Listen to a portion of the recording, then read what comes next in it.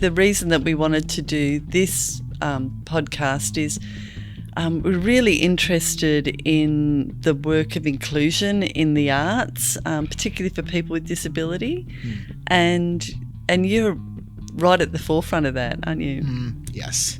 Today we are very fortunate to have a real paid actor in the studio today. So I'm Nicky Sloan. I'm the CEO of Community Industry Group, and I'm here today to bring you Community Matters, the podcast where we explore issues that are important in the community with people who are making a difference. And today I am joined by actor, performer, writer and creator at Strangeways Ensemble, Ethan Arnold. Welcome, Ethan. Thank you. So could you maybe start by telling us a little bit about Strangeways Ensemble? Okay. The Strangeways Ensemble is a local theatre group in Wollongong, Merrigong Theatre Company's permanent ensemble. They have 7 members in the group, all with an intellectual disability.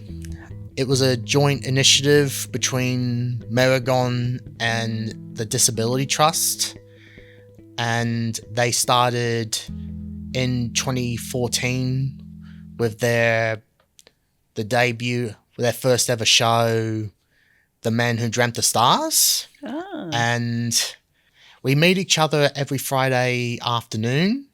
We meet with our fellow director, Anne-Louise Wentel, discuss plans for future projects, develop shows, get ready for shows.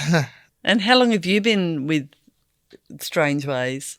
About 2017, about 9 years now. Oh, okay. So just a little bit after it started? We've done 5 major productions so far, Man Who Dreamt the Stars being one of them. I did have little involvement with their second one, The Outside Man, but I was not a performer. But after that, I was invited to join, and I appeared in their 3 other productions, Trash Talk, Something That Happened, and our recent play, The Seven. It's interesting you talked about the second play. You were involved, but you weren't on stage. It just shows there's lots of other roles in the theatre, isn't there, besides being on stage? Yeah.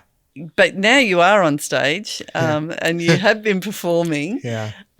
What's your favourite play that you've been in so far? That's a very good question, because we've done quite a fair bit. I forgot to mention that we also have our very own cabaret. Oh, okay. The Strangeways Cabaret. I probably like that more because we get a bit more creative freedom and we perform it more. We did it once a year at one point. We stopped during the 7, but we're starting again this year. And so what do you get to do in cabaret? Well, I do comedy. I wrote a monologue called Spider in My Room, which was about me dealing with a spider, a huge spider. Apart from that, everyone's got talents of their own. There's a lot of singing, dancing, and we also do some games with the audience, like trivia and bingo. Oh. Yeah. We've also had sometimes, we couldn't do it the last couple of times due to time restraints, but we would invite another artist as a guest act. We got 2 guest acts in our next cabaret, which will be performed at Merrigong this June. Oh, all right. And I know tickets, it's very hard to get tickets for Strangeways Ensemble. So everybody, it's June. Yeah, June 27th. June 27th, that's my daughter's birthday, so I will definitely remember that one. Yep. Maybe could you give us a few lines from The Spider in My Room? Okay. This story happened one late night in the summertime. I was in my bedroom, a room with faded yellow walls, towers made of books, a chest of drawers with a smart TV, a bedside table with a dark red lamp that was given to me by my grandmother, my wonderful grandmother. I cherish that lamp.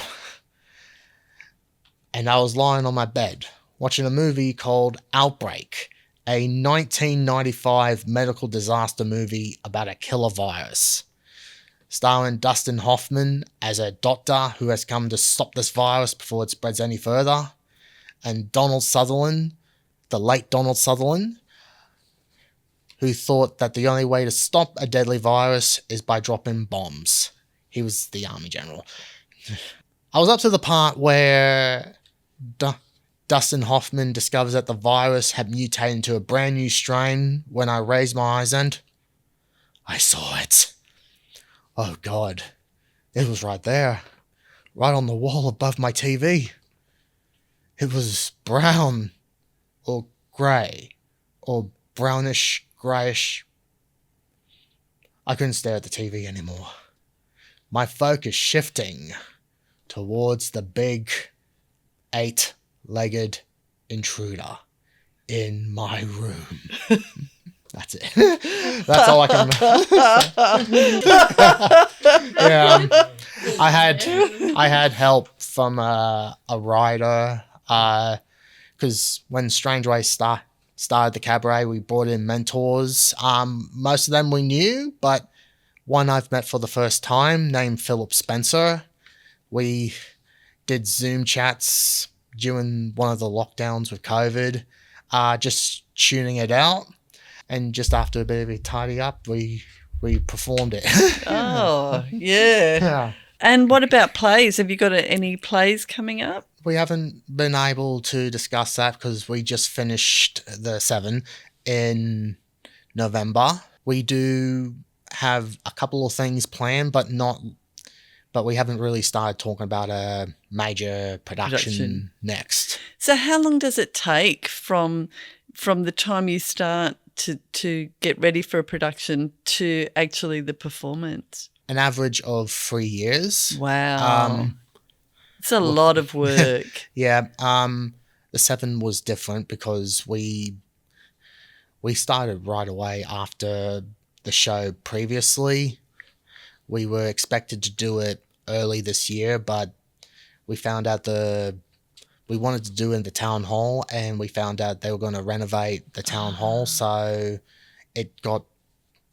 we had to change the date, and we ended up moving it forward. So that was 2 years, but every show's an average of 3 years. Yeah. And it's called the 7. Is that because there's 7 performers in Strangeways? Yes. Yeah. There was another member of the group, Phil. He wanted to go darker with what we do, so we did a thriller. The 7 was a thriller. Oh, okay.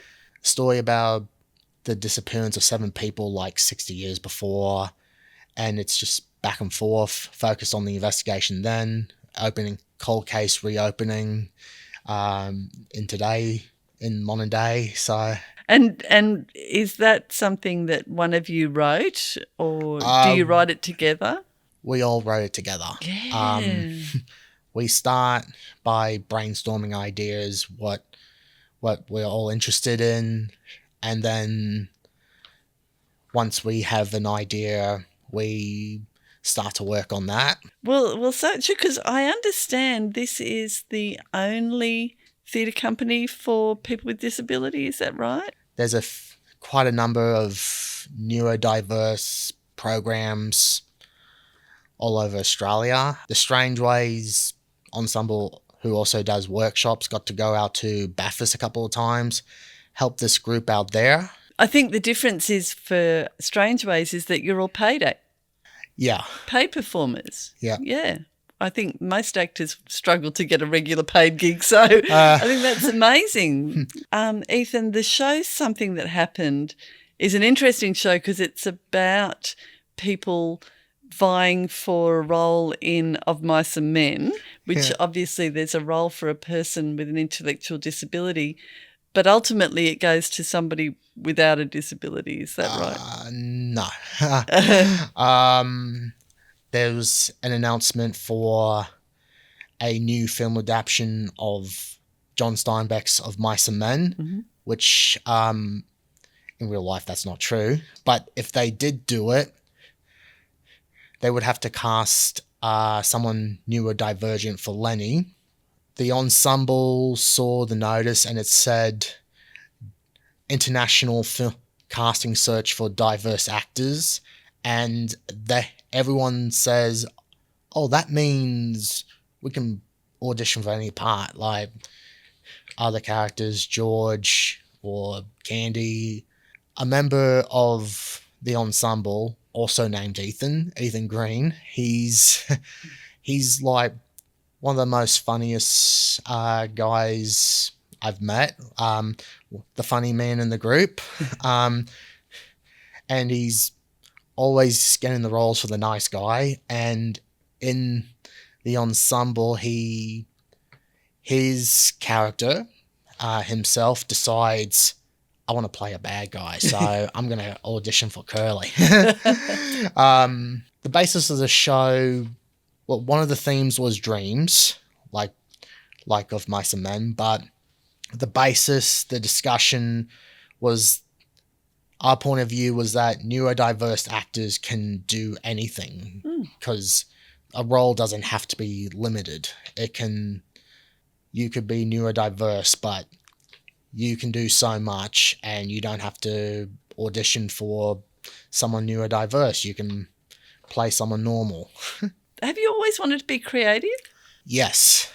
It was an idea I had when I was younger, but I kind of just had to put off because of the belief that I probably won't, because of who I am, I might not be allowed, so I put it off. I started writing more, and when I was doing a few acting things here and there, I was asked to join this one group, which got me to Strangeways. So a dream that I doubted would happen, it's happening.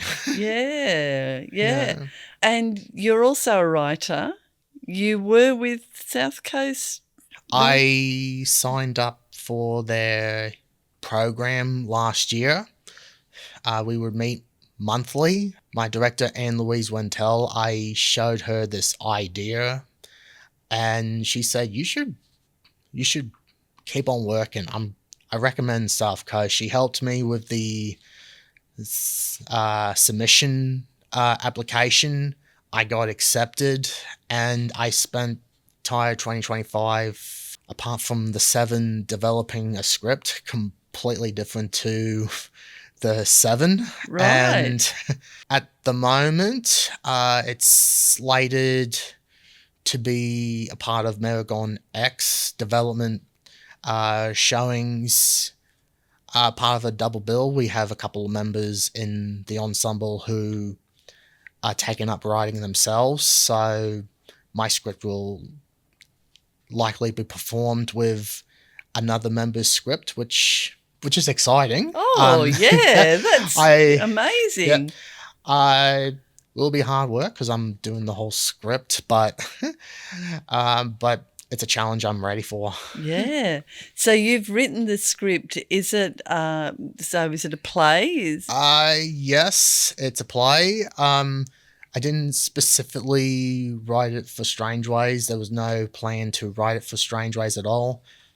But Anne-Louise just said, I want to read what you've done so far at the time. Like, I was trying to just finish up the draft I did. I had one, but I'm just trying to make sure it's all perfect. And I could only give them the first half. Anne-Louise the first half. We had half of the group have read the first half so far. I'm just waiting for the time where everyone gets to read the full script, which will be likely when we finish the cabaret. Yeah.